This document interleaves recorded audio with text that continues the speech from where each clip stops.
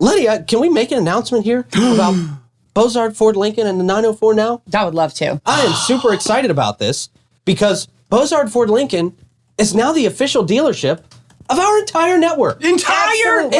We're so excited. We've got you guys are our morning show. You guys are our afternoon show sponsor, and the Mike Davis show. The Mike Davis trade. I don't even know. Do you guys that even was a selling point. Do you guys even know that you're sponsoring the Mike Davis show? We love Mike Davis. Yes, they know.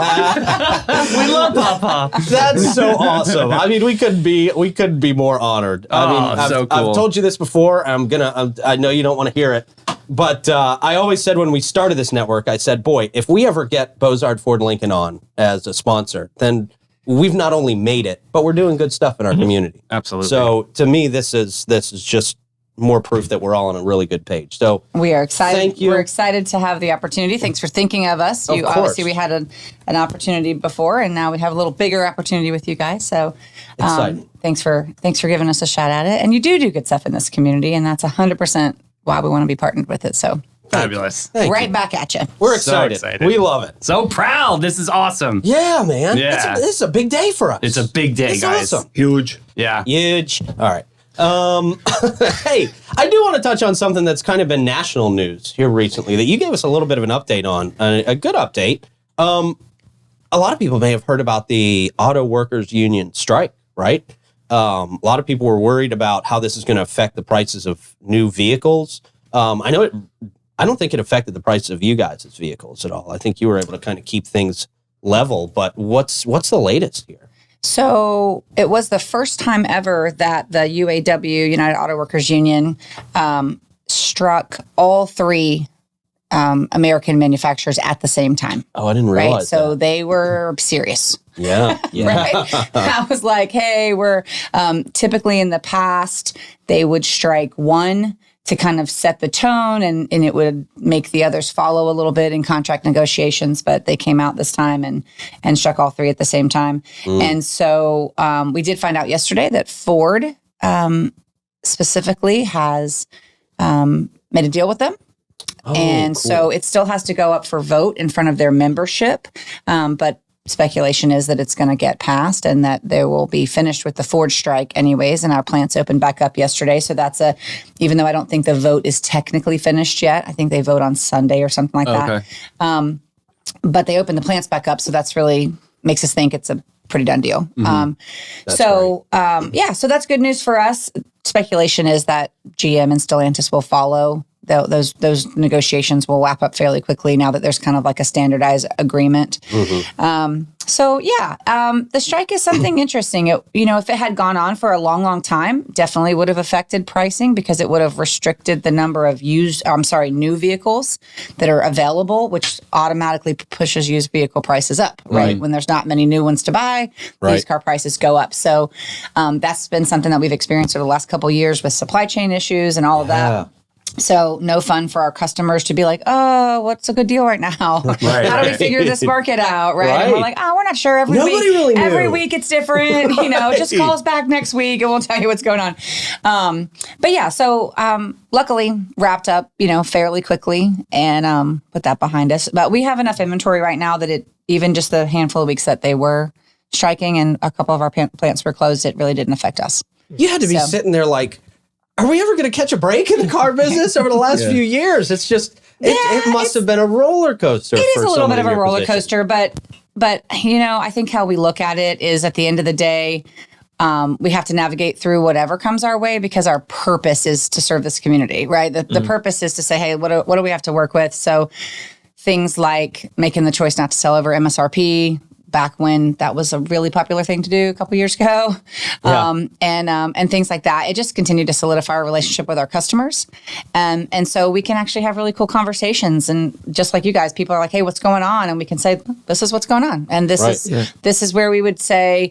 Right now, maybe, our opinion is you should look at used or our opinion is you should look at new for people that are willing to look at both or whatever. So I think relationships with your customers good relationships with your customers make it really easy to navigate through those outside forces that you don't have any control over. And you have the not the luxury, but because you earned it, of having generational buyers. Like not only did dad buy from Bozard, but granddad and grandma bought from Bozard, and they always had that, that relationship. This is who we trust, and this is who you're going to go to. Because I mean, that is so huge when you go into buying, something like especially a used car, a new car, and especially a used car. If they say, hey, this one's probably going to work better for you, this is a better deal, and that's huge, and that's what you get when they go to your place. Is like you're trying to find the best deal for the customer, not the best deal for the seller. Right. And that's the huge difference. Any other place you go, they're looking for, my commission's a little better on this new one. Right. Yeah. So, that's a really short-term plan for car dealers. And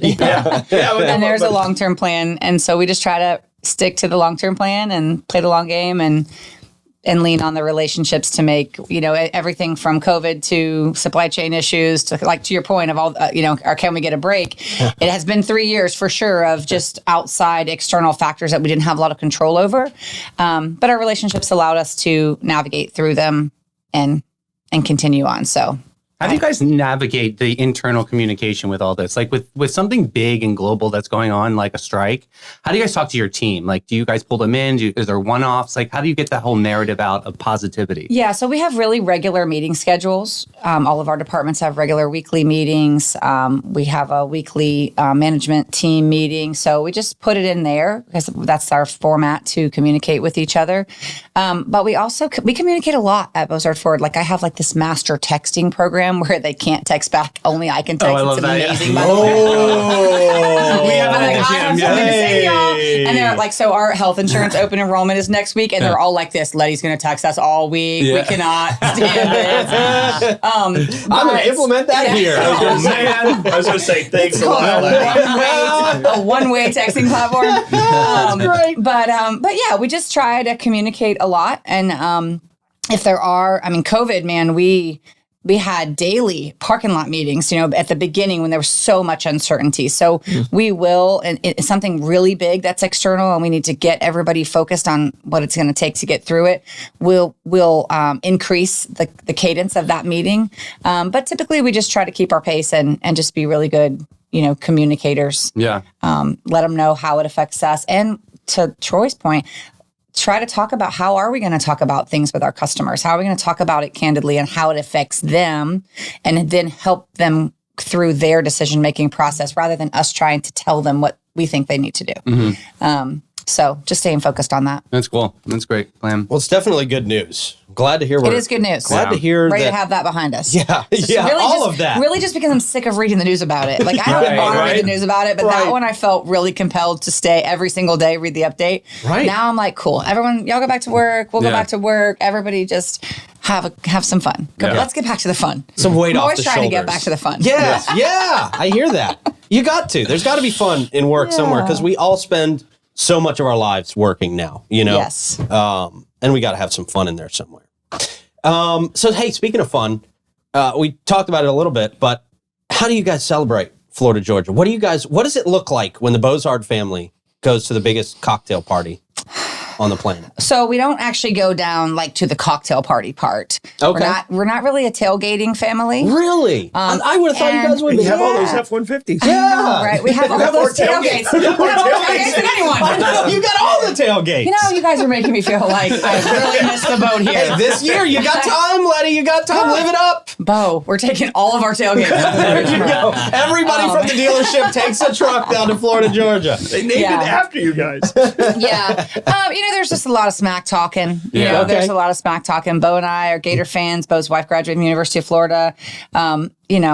Blake, my husband's a Georgia fan. So we have, you guys know. This is why we don't mention his last name on the show, by the way. So just so you know, Blake. Stephanie Bozard and Kara Bird. Kara Bird actually owns it, but you guys know we have the Bird's Nest Daycare. Yeah. Mm-hmm. So Kara and Brandon Bird are great friends of Stephanie and Bo's, mine as well, but we met them through Stephanie and Bo. Brandon and Kara, Georgia fans. So we have, in our core little group, we have literally half and half. Wow. Right? Wow. And it's so funny. Bo and Stephanie have 3 sons, all of which look like, to some degree, little mini clones of Bo, Mm-hmm. And within the last month or so, the middle one, he's 6. He was like, Mom and Dad, I need to tell y'all something. And he was like, I'm not a Florida Gator. I'm a Georgia Bulldog. Oh, right. So So we're going through an exercise in our family right now of really just truly accepting people's individuality. See? Uncle Blake got to him. So yeah, and Blake and Brandon Bird are over there like, yes, we have recruited a Bozard, So not too much cocktail party, not too much tailgating, but definitely a lot of talking. Well, then who's the best trash talker? A lot of talking. Who takes the crown for the trash talk, do you know, think? Is it one of the little ones or? No, I would say it's Bo. Yeah. When Bo decides to really bring it, like he's witty and he's coming at you and Yeah. Okay. And he's loud. Y'all don't know this about Bo, but when Bo like gets jazzed up about something like at a football game or something, he's loud. Well, he's not considered a small man. No, he's like And the voice reaches above everybody, it's kind of over everybody's head. And, wow. Okay. All right. Bo Bozard, the big trash talker. Yeah. We'll have to get him on a rant next time he's in the studio. I want to hear some of that trash talk. And here's some trash talk. All right, cool. All right, it's going to be a fun time. It's always a fun time out there. yeah. Right? I don't know if I told you, but Tebow said he might want to come out to this Florida Man games. I've been following this. Yeah. I have some inside info. Do you have some inside info? Not that you don't have, but like I have inside info to like maybe other people don't have about some of the conversations that are happening there. Yeah. That might be pretty cool. That might be pretty cool. So we'll see. We'll see. Lord knows we need the Lord at this event. Yeah. Well, I'll tell you that much. That would be great. All right. See you on stage like, Yeah. Heck yeah, man. Do all Please the stuff. don't let anybody get hurt enough to sue me. Yeah. Tim, can you say me some extra prayers for God to look out for me in court? All right. No, but that would be really cool, man. That would be really cool. We love that. But we'll You see. went to court. You're luck you would get Judge Judy. 100%. Right? She would definitely. And she would not be having a good day. No. Yeah. No. But luckily, I've seen every Judge Judy episode, so I can help and guide you. Okay. There. Yeah. Yes. Coach me if Yeah, I. definitely. There's she hates there's Florida. some sayings. Yeah. Does she hate Florida? Oh, yes. She must. She lives here. Does she? A little bit. Yeah, down West Palm. Oh, you might have to get her out there. Oh, I don't think she's coming. Sorry. I don't know. Her price tag, you pull. I don't know. The judge. All right, man. Let's see. Did you not hear we have ice and nitro? You can't teach a pig how to sing. You will only annoy the pig. Did you just call Judge Judy a pig? No, that's one of her Oh. sayings. Oh, okay. Yeah. All right. Oof.